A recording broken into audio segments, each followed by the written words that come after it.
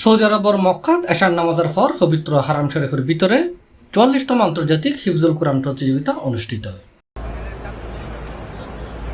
গত আগস্ট ৭ তারিখ শুরু হয়নি এই প্রতিযোগিতাত বাংলাদেশ সহ ১৩০ খান দেশের ১৭৪ জন হাফেজল অংশগ্রহণ করছে। ২১শে আগস্ট রাতিয়ে ফাইনাল রাউন্ডে বাংলাদেশের হাফেজ আনাস বিন আতিক প্রথম স্থান অধিকার করে।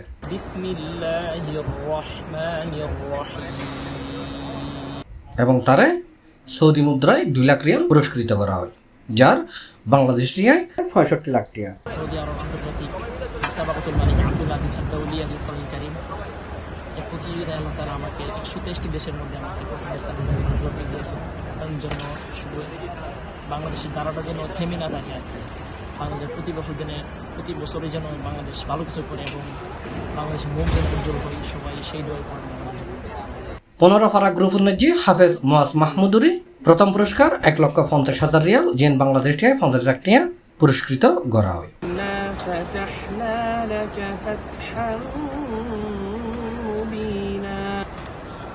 অশেষ মেহেরবানিতে আলহামদুলিল্লাহ আল্লাহ ১ নম্বর হওয়ার তৌফিক দিয়েছেন। আমি আল্লাহ রাব্বুল আলামিনের কাছে পরিপূর্ণ শুকর আদায় করতে চাই এবং বাংলাদেশ যেহেতু বাংলাদেশের নাম উজ্জ্বল হয়েছে, আমি আমার এই সফলতা বাংলাদেশের মানুষের জন্যই উৎসর্গ করতে চাই। বাংলাদেশের মানুষের দোয়া কামনা করি। মক্কার জমিনে যেখানে ৩০ পারা কোরআন শরীফ অবতীর্ণ হয়েছে, যাদের কাছ থেকে আমরা কোরআন শিক্ষা গ্রহণ করছি, আজকে সেই ভূমিতে আমাদের বাংলাদেশের ছেলেরা প্রথম স্থান অধিকার করছে কোরআনের উপরে। এটা আল্লাহ তাআলার কাছে অনেক অনেক বেশি শুকরিয়া।